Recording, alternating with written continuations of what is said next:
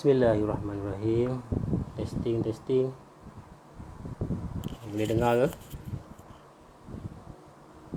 Boleh komen kat bawah, dengar ke?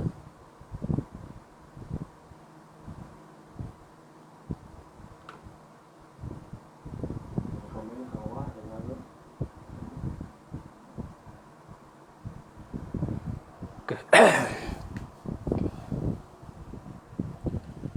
Bismillahirrahmanirrahim. Alhamdulillahirrabbilalamin.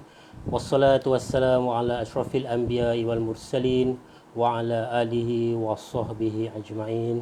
Rabbi israh li sadri wa yassir li amri wahlul 'uqdatam min lisani yafqahu qawli.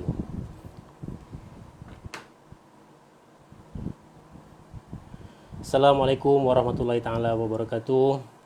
Apa khabar tuan-tuan dan puan, sidang hadirin, para penonton FB Live Masjid Kota Damansara. So malam ni insya-Allah akan bersama saya Muhammad Syakur bin Sulaiman dari Lembaga Zakat Selangor. So kita akan berkongsi sedikitlah, orang kata apa yang saya ada kita akan kongsikan, dan mungkin tuan-tuan dan puan pun ada yang sudah maklum bila kata Lembaga Zakat Selangor. So ini mesti kita kata tak lari daripada nak cerita zakat lah ni. Itu sudah tentu, tapi insya-Allah so kita akan berkongsi berbagai-bagai lagi cerita insya-Allah. Okey, tuan-tuan dan puan, so macam mana? Alhamdulillah, untuk meneruskan majlis kita pada malam ni insya-Allah, marilah sama-sama kita mulakan dengan umul kitab. Al-Fatihah. Auzubillahi minasyaitonirrajim. Bismillahirrahmanirrahim. Alhamdulillahirabbil alamin arrahmanir rahim maliki yaumiddin. Iyyaka na'budu wa iyyaka nasta'in. Shiratal mustaqim. Shiratal ladzina an'amta 'alaihim ghairil maghdubi 'alaihim waladdallin. Amin amin ya rabbal alamin. Allahumma shalli ala sayyidina Muhammad wa ala ali sayyidina Muhammad. Allahumma shalli ala sayyidina Muhammad wa ala ali sayyidina Muhammad. Alhamdulillah, tuan-tuan dan puan, sidang penonton yang dirahmati Allah. InsyaAllah malam ni kita pun dah sampai malam yang ke berapa? Yang ketiga Zulhijjah. Diam tak diam dah 3 Zulhijjah. Maksudnya untuk tahun 1442 Hijrah ni kita dah nak berakhir. Jadi orang kata apa? Pejam celik. So kita pun dah, orang kata dah melalui situasi COVID-19 ni dah hampir setahun. Orang kata setahun 3 bulan. Kita dah melalui 3 bulan ke 4 bulan macam itulah. Alhamdulillah, bila tengok tadi laporan pada hari ni pun jumlah kes telah menurun sedikit. Kalau semalam 9,000, so hari ini dah menjadi kepada 8,000. InsyaAllah sama-sama kita terus bermunajat dan kita memohon kepada Allah Subhanahu Wa Taala agar orang kata apa, kita terus dijauhi ataupun dihindari daripada wabak COVID-19 ini. Mungkin kita pun terus bersimpati juga kepada mereka-mereka yang di luar sana yang mungkin sedang bergelut dengan situasi semasa. InsyaAllah sama-samalah kita mohon kepada Allah SWT agar kita semua sentiasa dalam lindungan dan rahmatnya. Okey, diam tak diam juga rupanya kita dah 2 tahun siapa yang perasan bila dah mencecah orang kata apa, dalam bulan Zulhijjah ni mesti terfikir dekat kita apa, nak menunaikan ibadah haji. So patutnya sekarang ni kita dah mula menghantar saudara mara kita yang terpilih untuk menunaikan haji, tapi nak buat macam mana, dah 2 tahun kita tak dapat nak menghantar. Mungkin kita nak pergi menunaikan ibadah haji ataupun kita nak menghantar ahli keluarga kita, dan kita nak ambil orang kata apa, semangat nak menunaikan haji tu. Tapi tahun ni insya-Allah kita belum berkesempatan lagi, tapi mudah-mudahan tahun depan, mungkin tahun 2022 nanti, kita setelah kita dah selesai semua, mungkin nak mengambil vaksin dan sebagainya, kita dapatlah menunaikan ibadah haji itu nanti. Orang kata tahun lepas dimaklumkan 3 orang rakyat Malaysia yang terpilih untuk pergi menunaikan ibadah haji. Tahun ni belum kedengaran lagi lah. Mungkin ada saudara mara kita atau sahabat-sahabat kita yang bekerja di Timur Tengah tu yang mungkin terpilih untuk menunaikan ibadah haji. So mudah-mudahan supaya mereka dapat mendoakan kita semua di bumi Malaysia ni agar terus sentiasa dalam perlindungan oleh Allah Subhanahu Wa Taala. Okey, bila bercerita pasal 10 Zulhijjah ini ataupun dalam awal Zulhijjah ini, tentu tuan-tuan dan puan pun sudah maklumlah ibu, ayah, abang, kakak, tuan-tuan dan puan yang sedang menonton live ini mungkin biasa dengar ataupun biasa dapat terima WhatsApp, terima Telegram, terima apa lagi, Facebook, notis dan sebagainya yang mengisahkan, yang bercerita berkenaan dengan kelebihan 10 Zulhijjah ni. So malam ni pun saya taklah bercerita panjang pasal berkenaan dengan 10 Zulhijjah ni, sebab semua pun dah sudah maklum. Cumanya saya cuma hanya untuk berkongsi. Mungkin tadi pun yang ada dah baru lepas berbuka puasa, masuk hari yang kedua untuk bulan Zulhijjah ni, alhamdulillah.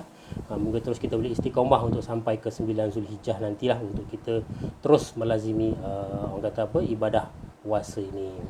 Okey, selain daripada itu sebenarnya banyak juga telah diceritakan oleh para asatiza berkenaan dengan kelebihan-kelebihan untuk bulan Zulhijjah ini. Maksudnya 10 hari yang pertama ni, Nabi pernah bersabda, dia kata sebaik-baik hari di dunia ini adalah 10 hari di dalam bulan Zulhijjah ini. Maksudnya kalau kita tengok dalam apa dipanggil, dalam kalender Hijri tu, kita ada lebih kurang 354 hari atau 355 hari, dan kalau ikut bulan Masihi dah tentulah 366 atau 365 hari. Tapi bila sebab kita lagi bercerita dalam bulan Hijri, sebenarnya ada 354 atau 355 hari, tetapi ada 10 hari di dalam bulan Hijri itu ada kelebihannya yang Allah telah janjikan, bermacam-macam kelebihan. Dalam orang kata apa, dalam ibadah dalam 10 awal Zulhijjah ni bermacam-macam Allah telah janjikan. Sebab tu untunglah kita sebagai umat Islam yang orang kata lahir dalam Islam, semoga terus boleh istiqamah dalam mengharungi kehidupan kita sebagai seorang muslim.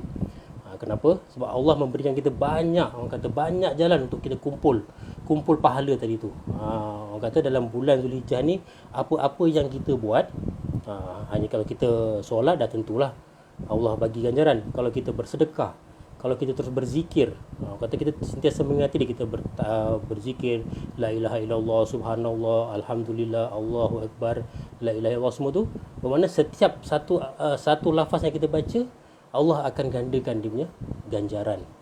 Begitu juga dengan orang kata apa, sedekah-sedekah yang kita buat.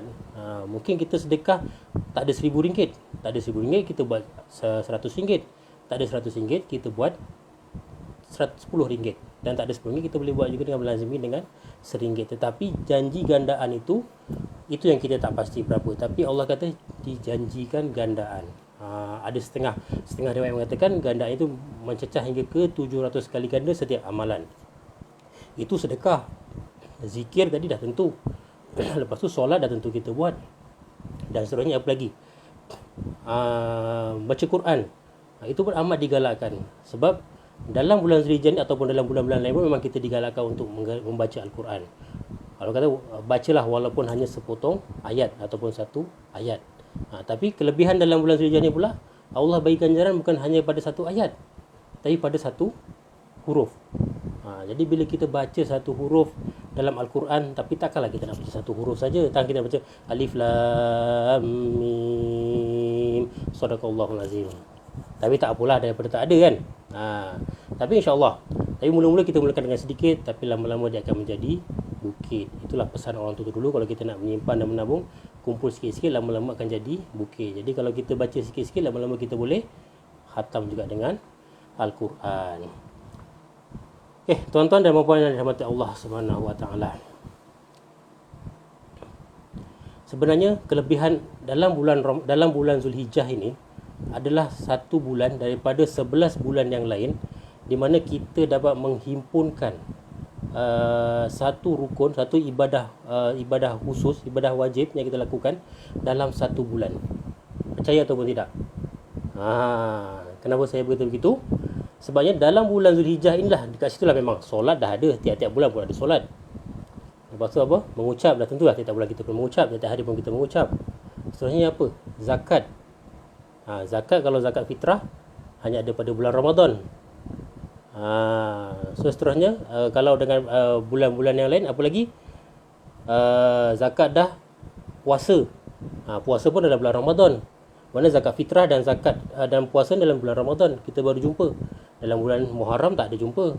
Dalam bulan Muharram kita hanya ada puasa-puasa sunat. Dan dalam bulan-bulan lain pun ada puasa, ada solat, ada sedekah. Tapi dalam bulan lain tak ada haji, tak ada ibadah kurban. Yang bulan-bulan lain kita banyak berkorban je lah, dengan macam-macam pengorbanan yang kita buat. Tapi dalam bulan Zulhijjah inilah orang kata cukupnya 5 rukun tadi tu. Kita dah solat, kita dah mengucap, kita dah berzakat, kita berpuasa, dan seterusnya kita dapat menunaikan haji. Cumanya mana yang belum berkesempatan, kita dah berniat. Tapi walaupun kita tak, orang kata apa, tidak dapat menunaikan haji, tetapi masih lagi banyak amalan-amalan yang kita boleh lakukan dalam bulan Zulhijjah ini. Umpamanya tadi berpuasa daripada 1 Zulhijjah sampai ke 9 Zulhijjah. Maksudnya Nabi pun pernah sebut dalam 9 Zulhijjah itu, iaitu pada hari Arafah tu, di mana Allah akan mengampunkan siapa-siapa yang berpuasa dalam hari Arafah tu, akan mengampunkan dosanya yang telah lalu dan yang akan datang dalam tempoh setahun. Maksudnya tahun ini, contoh tahun 2000, tahun 1442 Hijrah dan tahun 1443 Hijrah nanti, insya-Allah. Ini sebagai perkongsian sajalah sebelum kita masuk ke cerita kita pada malam ini, insya-Allah. Okey, tuan-tuan dan puan. So macam mana tadi buka puasa apa hari ni, insya-Allah. Puasa-puasa kita pun kita ingat jugalah kepada jiran-jiran kita yang mungkin dah berpuasa lebih daripada kita. Mungkin ada jiran tetangga kita yang dah berpuasa lebih daripada kita.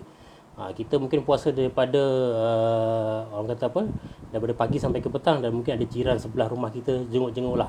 Mungkin mereka dah berpuasa dah masuk ke hari yang kedua. Mungkin ada yang berpuasa masuk hari yang ketiga sebab mungkin mereka terputus bekalan. Jadi sama-samalah kita jenguk-jenguk juga jiran-jiran sebelah kita. Mungkin ada yang terputus bekalan dan sebagainya, insya-Allah. Okey, tuan-tuan dan puan-puan rahmati Allah sekalian. So pada malam ini kita akan berkongsi dalam kuliah online kita ini berkenaan dengan pendapatan berkat rahsia berzakat. Ada ke orang kata apa, berzakat ni ada rahsia ke? Nak berzakat ni kena berrahsia-rahsia ke? Itu kadang-kadang ada juga seorang-seorang nakal yang tanya begitu kan. Tapi tak apa. So maksudnya malam ni kita akan bercerita sikit berkenaan dengan pendapatan. Apa itu pendapatan? So apakah yang dikategorikan sebagai pendapatan? So malam ni mungkin saya berkongsi ada sedikit teknikal lah. Mungkin dari segi orang kata ibadah dan amal yang lain, tuan-tuan dan puan mungkin dah dengar perkongsian daripada penceramah-penceramah lain ataupun asatizah yang lain, ataupun boleh tengok dekat YouTube dan sebagainya. Tapi malam ni saya nak berkongsikan sedikit, mungkin ada sedikit teknikal berkenaan dengan zakat nanti dekat hujung nanti, insya-Allah. Okey. So bila bercerita pasal pendapatan tadi, pendapatan ini adalah apa-apa yang diperolehi oleh individu itu dengan cara yang halal. Macam mana tu? Maksudnya kita bekerja, kita makan gaji, kita berniaga, kita orang kata apa, kita buat berniaga online. Itu juga dikira sebagai pendapatan-pendapatan kita. Tapi ada juga pendapatan-pendapatan mereka yang di luar sana, tapi mungkin dengan cara yang tak betul. Contohnya yang jadi scammer, yang suka ambil duit orang, call orang kata ni tak bayar apa semua, tapi rupanya scammer. Ada yang mengambil kesempatan daripada kesusahan orang lain, pun ada juga, dan dia dapat juga pendapatan. Tapi adakah pendapatan itu halal? Adakah pendapatan itu bersih? Cuba pada malam ni kita nak tengok juga apa dia punya dipanggil apa, kategori-kategori pendapatan yang ada, yang biasa mungkin kita pernah dengar tapi kita tak perasan. Oh, ini rupanya aku pun tergolong dalam ni kau dia. Aku tergolong juga aku dalam kategori ni rupanya. Okey, biasanya dalam kategori pendapatan ni dia ada 4 kategori lah yang kalau kita di Selangor kita kategorikan pendapatan ni. Yang pertama adalah hasil penggajian tadi tu. Kalau kita bekerja, dan tentulah kalau kita bekerja, kalau dalam situasi sebelum Covid ni mungkin kita bekerja, kita ada allowance, kita ada kerja lebih masa, kita ada claim, dan kita ada lain-lain lagi. Ada bonus dan sebagainya lah. Tapi bila situasi melanda sekarang ni, mungkin kita adalah situasi-situasi yang lain. Mungkin overtime dah kena potong, allowance dah kena kurangkan. Dan setiap hari bulan pun mungkin ada sahabat-sahabat kita di luar sana yang dia punya basic pun dipotong separuh. Itu memang realiti. Sebab kita di Lembaga Selangor sentiasa akan mendapat orang kata apa, permohonan-permohonan yang sebegini. Diberhentikan kerja, orang kata apa, ditangguhkan gaji selama 6 bulan, selama 3 bulan, dipotong separuh gaji selama 6 bulan. Itu antara risiko-risiko, orang kata apa, ujian-ujian daripada Allah Subhanahu Wa Taala kepada kita semua.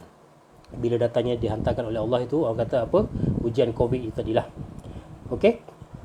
Mungkin kita tak perasan juga bila orang yang dah sampai umur 60 dia dapat gratuity. Itu juga sebagai pendapatan dia. Lepas tu keuntungan ESOS. ESOS ni apa? Contoh macam kalau kita dapat ditawarkan saham Yang biasa kita nampak lah kalau kerja mungkin di agensi besar macam Telekom, macam TNB, mungkin pihak syarikat dia nak menggantikan bonus, diberikan dengan ESOS, dengan saham dan sebagainya. Itu juga sebagai pendapatan kita. Jadi jangan lupa untuk dikirakan nanti. Yang keduanya kategori yang kerja-kerja bebas ni. Ni macam mana pula ni? Mungkin dia ada kerja makan gaji, tapi dia ada buat part time. Ini satu part lah. Part time dia kata dalam masa yang sama, mungkin petang, malam dia jadi ejen perunding kepada takaful, unit trust, ejen-ejen orang kata apa, direct selling, Shopee, Lazada, jadi dropship dan sebagainya. Itu pun dikira sebagai pendapatan juga. Kerana dia tanya, dia nak kira sebagai bisnes ataupun pendapatan. Jadi kalau dia hanya buat sebagai part time, itu masih dikira sebagai pendapatan juga. Jadi jangan kelirulah dari segi part kategori pendapatan itu tadi.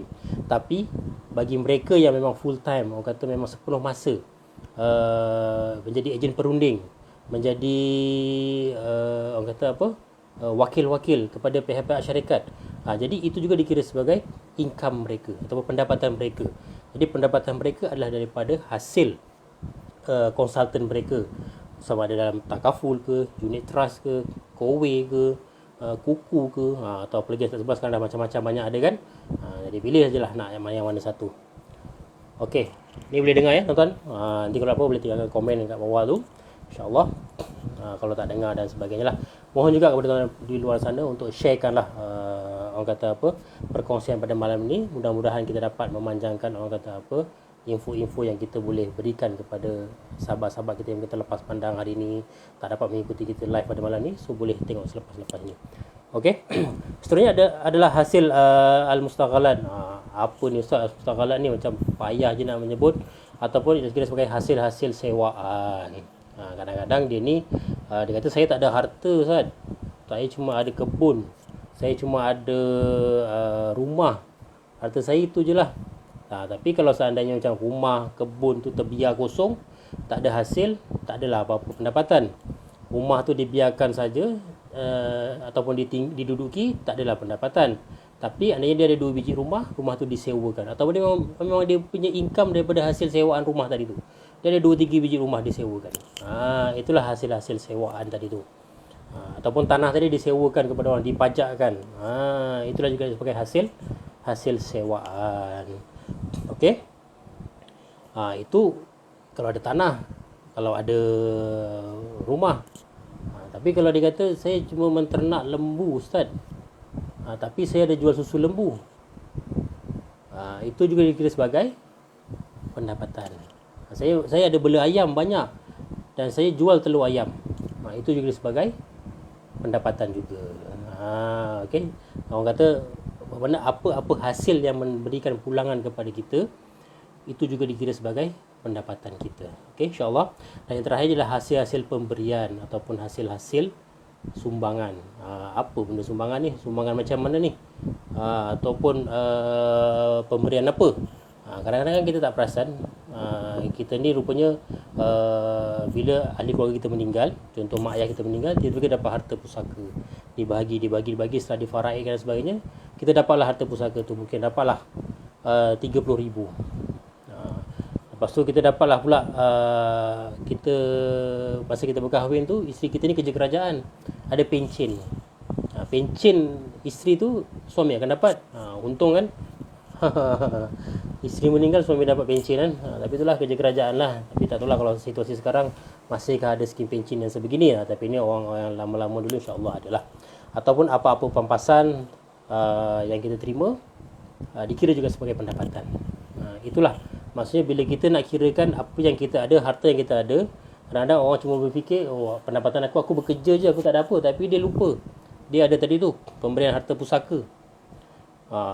Lepas tu mungkin dia ada yang lain-lain. Dia ada sewakan tanah, sewakan bendang, ataupun dia ada orang kata apa, part time jual burger. Nak kira macam mana?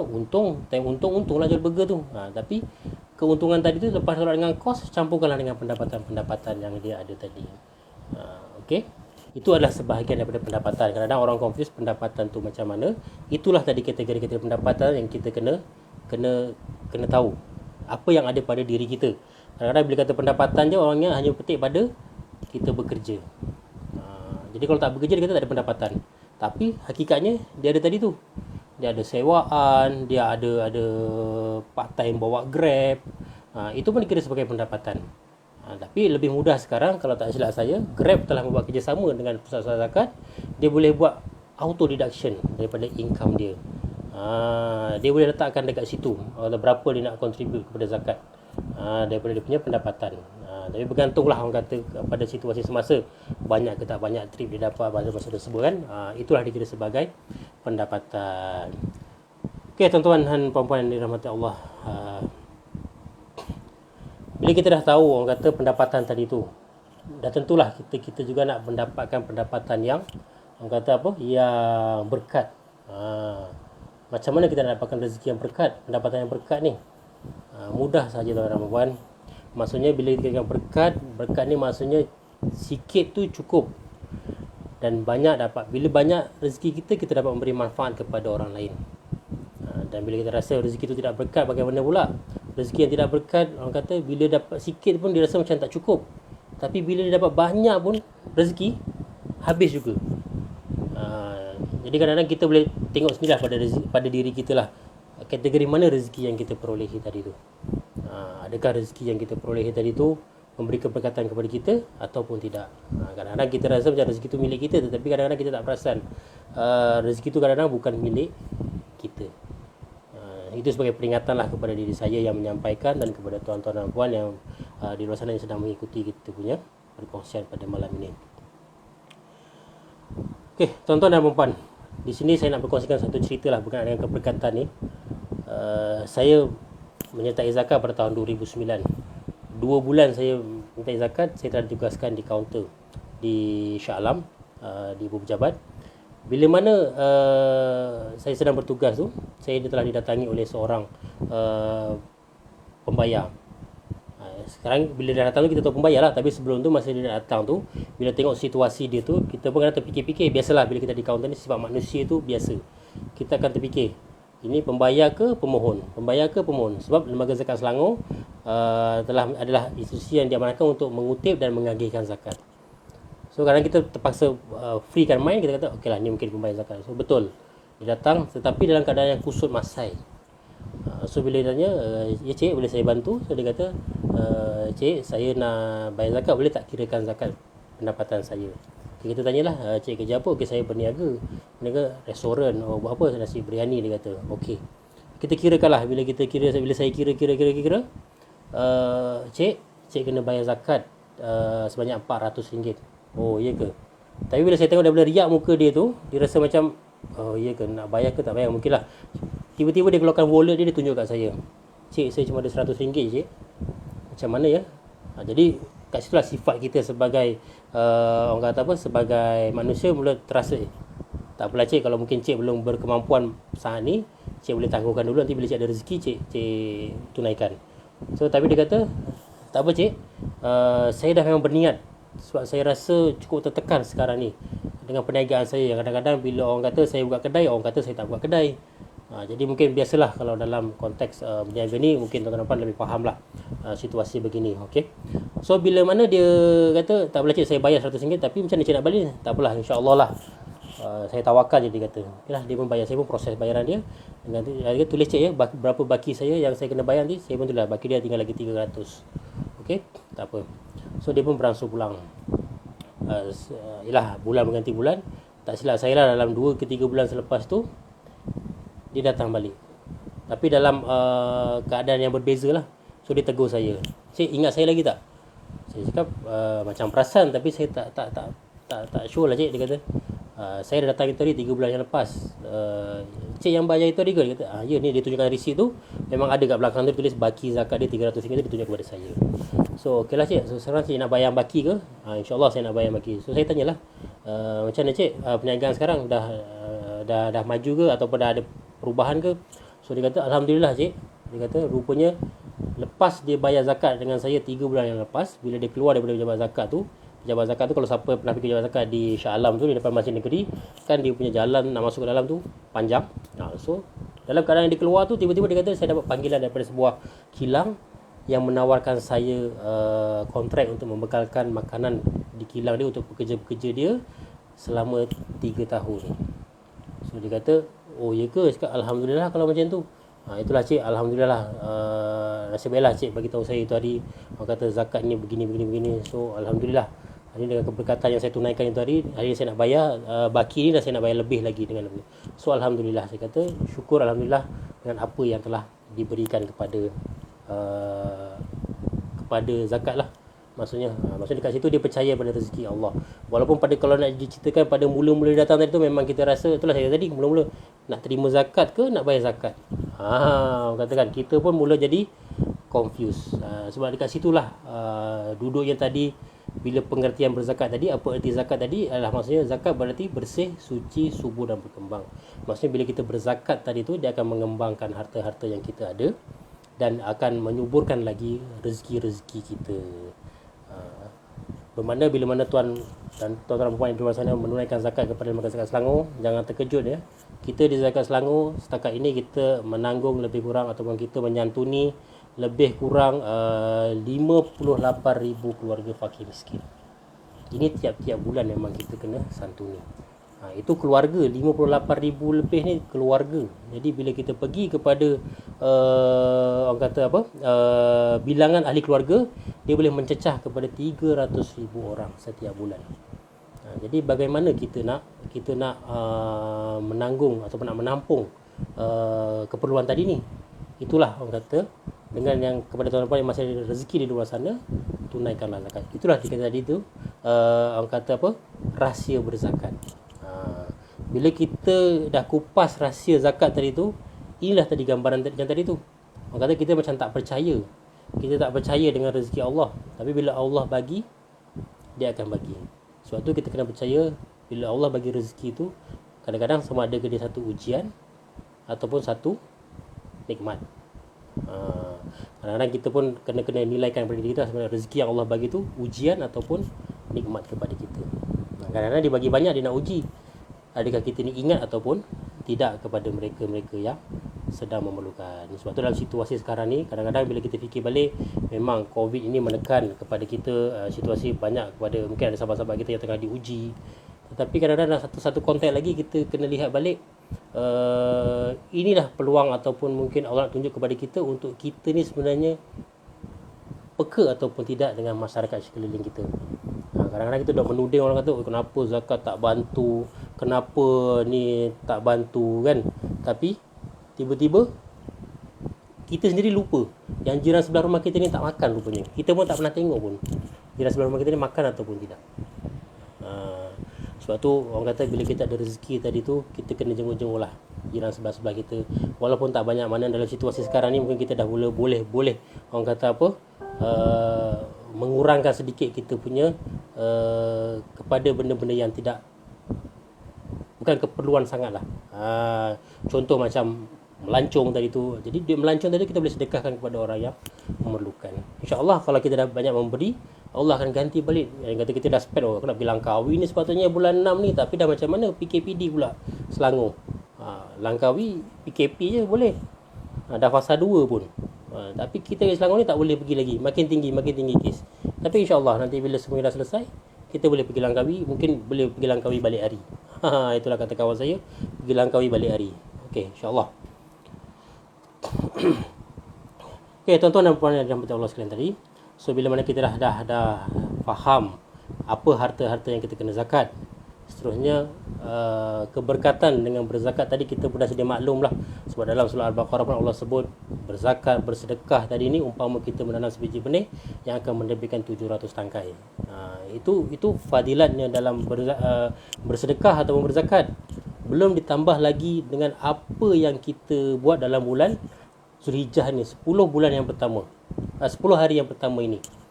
Macam saya sebut tadi, maknanya dalam bulan Zulhijjah ni 10 hari yang pertama ni Allah akan menggandakan. Jadi tadi kita bersedekah dah dapat 700 kali ganda. Ditambah lagi kita buat dalam bulan 10 hari Zulhijjah ni, Allah akan gandakan lagi.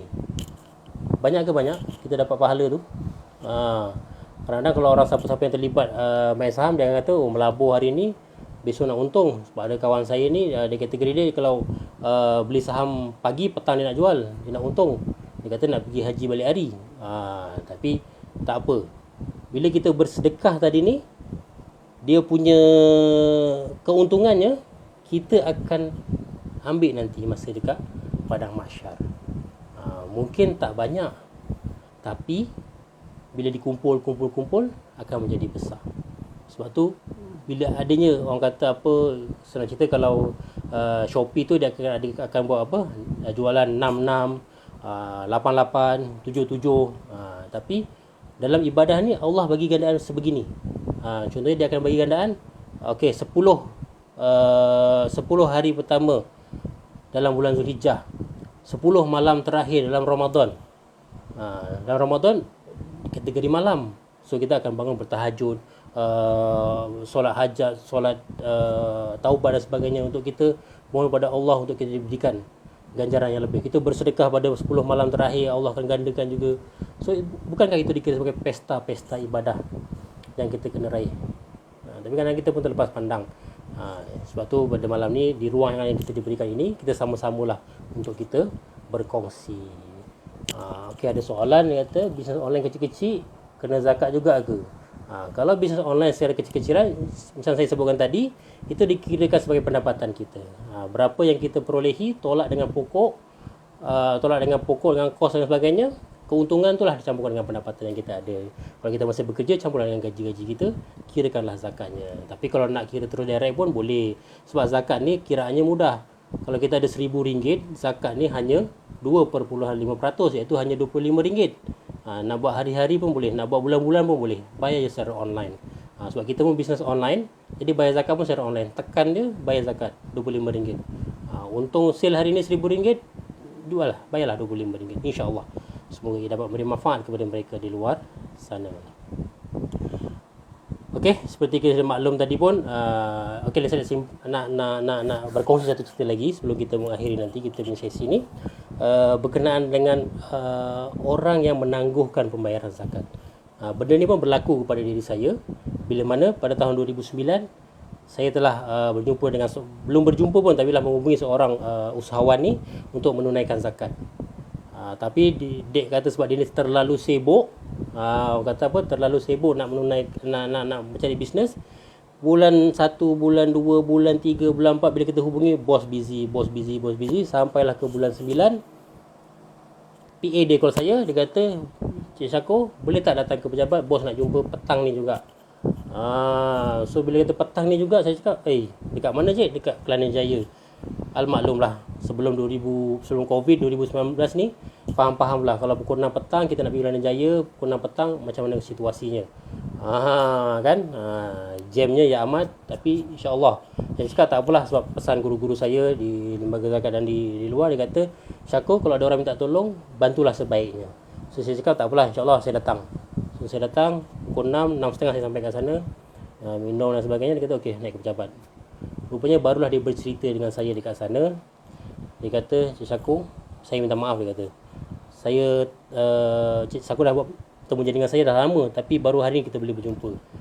Rupanya dekat situlah baru dia bercerita. Rupanya 2 bulan sebelum tu, dia telah ditimpa satu satu musibah lah, di mana dia sekeluarga telah disamun, yang mana kerugiannya RM10,000 jugalah, dekat RM100,000. Sebabnya yang paling berharga tu emas mak dia yang disimpan lebih kurang dalam 25 tahun, 30 tahun, lebih kurang ada 200 pound telah disamun oleh si penyamun. Dan dia memberitahu yang emas ini tidak pernah dizakatkan sepanjang dia memilikinya. Saya cakap, oh ya ke? So macam mana cik boleh terniat nak jumpa dengan saya? So dia kata, semasa saya pergi berubat untuk memulihkan semangat saya, dia kata, soalan pertama ustaz tu tanya dekat saya, bayar zakat atau tidak? Dia kata dekat situ barulah saya tersedar. Dia kata macam ada sebiji batu kena kat kepala saya ni, dia kata kan. Dia kata betul lah, baru saya teringat Cik Syako masa tu. Dia kata, oh ya ke? Saya cakap, saya bukanlah nak menggelakkan, tapi dia kata, oh ya ke? Itulah antara orang kata pengalaman saya. So bila dia kata macam tu, saya datang masa tu hari Khamis, malam Jumaat. So dia kata, boleh tak Cik Syako tunggu lepas Jumaat, kita berakad, kita akan buat pembayaran sebab saya nak ambil keberkatan malam Jumaat. So insya-Allah saya kata tak apa. So lepas sembahyang Jumaat dengan dia, sembahyang Maghrib tu, so, lepas sembahyang Jumaat tu kita pun terus buat akad lah, di issue check dan sebagainya, selesaikan pembayaran dia. Itulah antara orang kata bila kita culas ataupun kita leka, bila mana syarat-syarat zakat yang kita dah wajib kat diri kita, kita melengah-lengahkannya. Sebab kadang orang kata apa, bukannya orang kata tak untung perniagaan tu ataupun tidak berjayanya satu pekerjaan itu ataupun satu perusahaan itu, tetapi kadang di atas kelewatan kita, keculasan kita, kecuaian kita tak percaya kepada keberkatan Allah tadi tu, keberkatan rezeki dengan berzakat tadi tu. Allah nak tarik sekelip mata saja. Bayangkan 200 pound kalau dikirakan pada harga emas masa sekarang,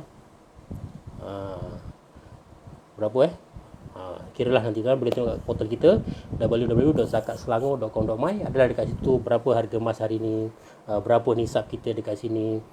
So dekat situlah boleh kita buat pengiraan. Cuma saya nak kongsi lah kan, masa saya masuk tahun 2009 dulu, emas masa tu baru bernilai dalam 30-40 ringgit je 1 gram. Sebab nisab pada masa tu hanya RM3,000. Dan kalau hari ni bulan Julai hingga Disember ni, nisab dia 19,610, lebih kurang 1 gram RM256 1 kilo, 1 gram emas. RM40 250. Tapi lah, siapa ada rezeki masa simpan lagi, insya-Allah lah sekarang dah boleh jual.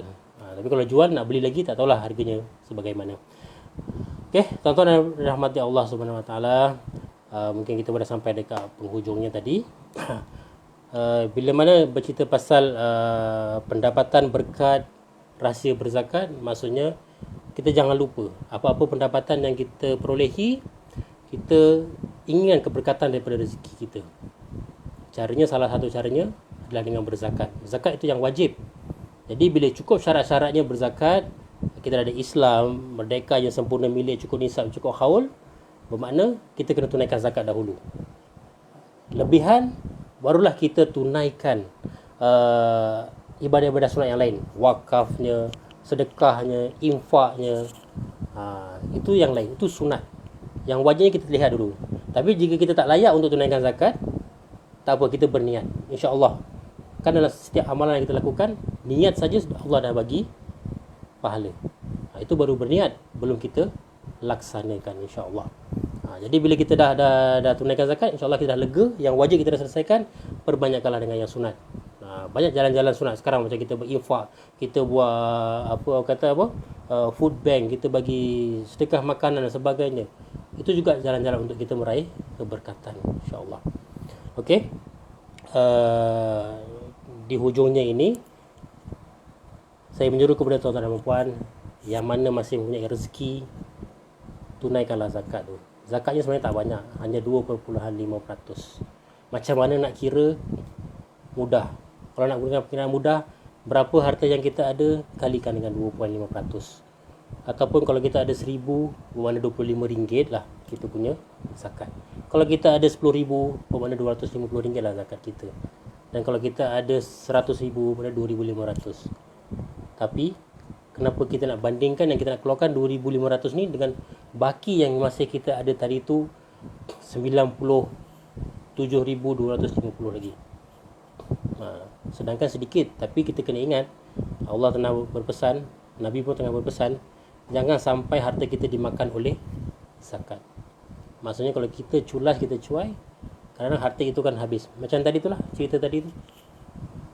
Lambat menunaikan zakat, Allah akan tarik dalam berbagai bentuk. Nampak macam ganas dihantar penyamun tadi tu, tapi di atas kecuaian. Itu baru satu part. Kalau seandainya yang menyedihkan tadi tu, usahawan tadi dia kata, ustaz yang lebih berubah dia berpesan, kenapa tak bayar zakat emas tu? Ingat tak, kalau seandainya masa dalam kes samun tadi tu dia meninggal, apa akan jadi dengan emas yang dicuri tadi tu? Dicuri tu dah tentu jadi milik penyamun, tetapi azab emas tadi yang tak dizakatkan akan menjadi bahan bakar kepada yang memiliki emas tadi tu. Itu yang kita kena ingat. Jangan sampai harta kita tadi tu yang akan membakar kita balik di api neraka bila kita tak tunaikan zakat kita. Okey, tuan-tuan dan puan, di sini saya nak kongsikan sedikit informasi apa yang telah Zakat Selangor buat.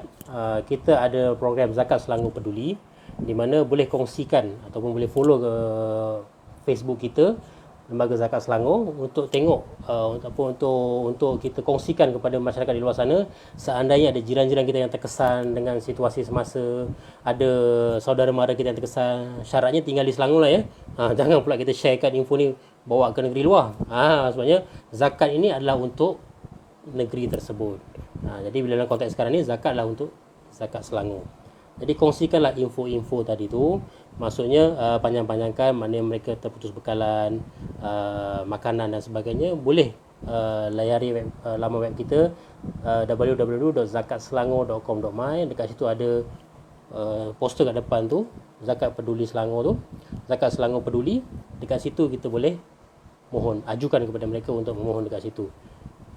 Untuk makluman juga, kita memperuntukkan lebih kurang 69.3 juta untuk kita bantu mereka yang berada di luar sana. Itu untuk info kepada agihan. Dan kepada yang masih mempunyai rezeki dan rasa yang mungkin baru tahu pada malam ini, layari juga portal Lembaga Zakat Selangor. Dekat situ ada kalkulator zakat. Boleh masuk dekat situ, nak kira zakat pendapatan, zakat emas, zakat simpanan, zakat saham dan apa segala jenis zakat yang ada dekat situ, boleh buat penyiraan. Dan seterusnya boleh buat pembayaran secara online. Boleh juga layari kita punya website kita untuk bayar di fpx.zakatselangor.com.my. Maksudnya boleh bayar dengan apa bank pun kita boleh bayar. Sebenarnya sekarang semua di hujung jari, tak ada isu nak bayar dekat mana. Okey, insyaAllah saya rasa kita pun dah sampai ke penghujungnya.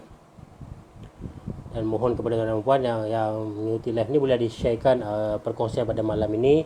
Dan seandainya ada apa-apa pertanyaan, nanti insyaAllah saya akan sharekan contact number sahabat-sahabat saya untuk tuan-tuan dan puan boleh hubungi dan boleh minta bantuan daripada mereka untuk membuat taksiran-taksiran zakat. Kadang-kadang kita bertersedar, macam mana aku nak kira ni macam mana nak kira zakat emas ni, macam mana nak kira zakat simpanan ni. Macam pagi tadi pun saya dapat satu panggilan nak minta kirakan zakat emas, tak silap saya. Macam tu. So kita pun dah bagi panduan dan sebagainya, insyaAllah, dan dia akan tunaikan pembayaran secara online. Itulah orang kata kemudahnya berzakat. Dan untuk memohon zakat juga sekarang, untuk makluman semua, kita juga boleh memohon secara online. Tapi yang penting, pesan saya dekat sini, untuk permohonan secara online ni, saya nasihatkan kepada tuan-tuan dan puan, baca dulu panduan-panduan yang diberikan. Contoh, untuk memohon permohonan terputus bekalan sara hidup, lengkapkan dokumen-dokumen dahulu yang diperlukan, dan seterusnya barulah masuk login untuk buat permohonan secara online. Jadi mudah untuk sekali perjalanan sahaja. Kerana kita dah masuk tapi tiba-tiba alamak dokumen ni tak ada. Memang orang kata kenapa susah sangat nak mohon zakat ni? Ya betul. Sebenarnya kita bukanlah menyusahkan, tetapi kita perlukan data yang cukup untuk kita bantu. Mungkin dia rasa mohon secara suka-suka, dia kata memang mungkin dapat, tapi sebenarnya kita boleh bantu dia lebih lagi. Tapi sebab maklumat yang diberikan tu tak cukup, jadi kita bagi takat tu je lah. Lepas tu dia akan bising balik, kenapalah bantu ni je, tak ada bagian ni. Dah maklumat pun tak lengkap, macam mana kita nak bantu yang lain-lain? Itulah keperluannya. Sebab kita ni, Zakat Selangor ni, kita adalah satu badan yang berautoriti, orang kata yang diamanahkan untuk melaksanakan agihannya secara telus. Jadi insyaAllah, sebelum kita tutup, tak ada pembayar zakat, tak dapalah kita nak agihkan zakat. Pegang pada situ, tak ada pembayar zakat, tak adalah agihan zakat. Jadi kepada tuan-tuan dan puan yang berada di luar sana, tunaikanlah zakat untuk membantu 8 asnaf yang memerlukan. So sesungguhnya apa yang saya sampaikan pada malam ini, segala kebaikan daripada Allah Subhanahu Wa Taala, dan kekurangan dalam penyampaian saya mohon maaf di atas kelemahan diri saya sendiri. So kita akhiri majlis kita, perkongsian kita pada malam ini dengan tasbih kafarah dan surah Al-Asr. Subhanallah. Bismillahirrahmanirrahim. Illa allazina amanu wattawasaw. InsyaAllah, terima kasih kepada Masjid Kota Damansara di atas ruang dan peluang yang diberikan pada malam ini untuk kita berkongsi informasi berkenaan dengan zakat. InsyaAllah, kalau datang ke Kota Damansara pun, Masjid Kota Damansara ada kaunter zakat di luar sana. Jangan lupa boleh singgah. Cuma dalam situasi sekarang, kaunter kita semua tengah tutup. Tak dapat beroperasi sebab kita mematuhi PKPD di Selangor. So nanti saya akan tinggalkan contact number sahabat-sahabat kita untuk berurusan, insyaAllah. So hari itu, wabillahi taufiq wal hidayah. Wassalamualaikum warahmatullahi taala wabarakatuh.